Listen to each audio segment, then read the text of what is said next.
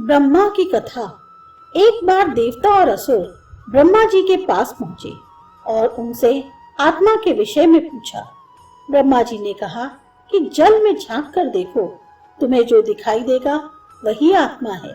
दोनों ने जल में झांका और उन्हें अपनी सूरत जल में दिखाई दी। दोनों ही संतुष्ट होकर चले गए। असुरों ने अपनी बुद्धि को लगाने का बिल्कुल प्रयास नहीं किया और यह समझ लिया कि यह शरीर ही सब कुछ है, इसको ही सुखी रखना उनका कर्तव्य है।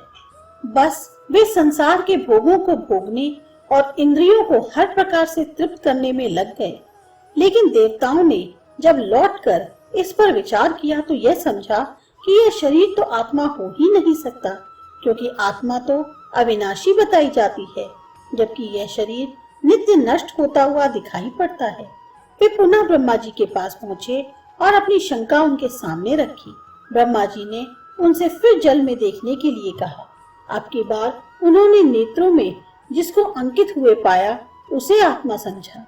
लेकिन यह नेत्रों में झांकता हुआ पुरुष सोते समय कहाँ चला जाता है। अतः वे बार बार ब्रह्मा जी के पास जाते रहे जब तक कि उन्हें आत्मा का अनुभव न कर लिया। असुर अपने शरीर को लेकर ही रह गए और उससे आगे नहीं बढ़ सके।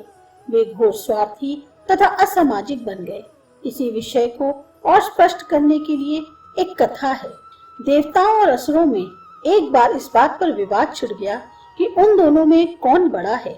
असुरों ने अपनी वीरता, कूटनीति तथा देवताओं पर अनेक बार होने वाली अपनी विजयों का वर्णन किया, जबकि देवताओं ने भी अपनी आध्यात्मिक शक्तियों तथा असुरों को युद्ध में परास्त करके भगा देने का वर्णन किया।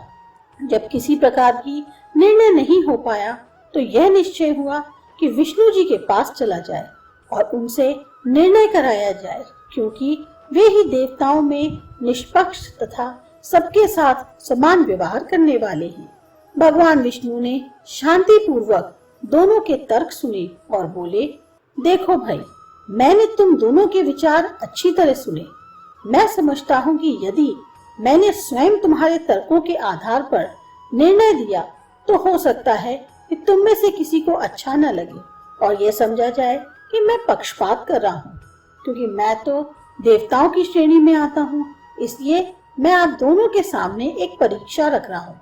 जो भी उसमें उत्तीर्ण होगा वही दूसरे से श्रेष्ठ माना जाएगा। देवता और असुर दोनों को यह बात बहुत अच्छी लगी और उन्होंने अपनी स्वीकृति दे दी। एक स्थान पर एक लड्डुओं की बहुत बड़ी परात रख दी गई। सर्वप्रथम असुरों को बुलाया गया। उनके हाथों में बड़े चमचे इस तरह से बांधे गए कि उनकी डंडी कोहनी के पीछे निकल गई, जिससे कोहनी किसी ओर भी मुड़ नहीं सकती थी। चमचे के आगे गोल सिरा हाथों से आगे निकला हुआ था। अब उनसे कहा गया, इन लड्डुओं को 1 घंटे के अंदर खा डालना है। असुर तुरंत उन लड्डुओं पर झपटे और उन्हें उठाकर अपने मुंह में डालने लगे, लेकिन हाथ तो सीधा खड़ा था। किसी का लड्डू आंख पर, किसी का गाल पर और किसी का नाक पर गिरा। 2-4 असुर जिनके मुंह बहुत बड़े थे कुछ लड्डू खा सके। शेष सब 1 घंटा बीत जाने के पश्चात भी यूं ही रखे थे। समय समाप्त हो गया, असुरों को हटा दिया गया। अब बारी थी देवताओं की। उनके हाथ में भी उसी प्रकार चमचे बांध दिए गए और उन्हें भी 1 घंटे के अंदर लड्डू खाने के लिए कहा गया।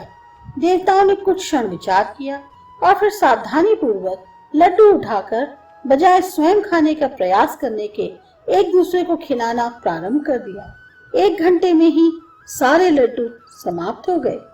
देवताओं और असुरों के निर्णायक मंडल ने, जिसे भगवान विष्णु ने प्रारंभ में ही बना दिया था तथा जिसके साथ वे निरंतर बैठे रहे थे, ताकि उन पर यह आरोप न आए कि उन्होंने देवताओं को युक्ति बता दी होगी, स्वयं ने निर्णय दिया कि देवता विजयी हुए हैं और असुर परास्त हो गए।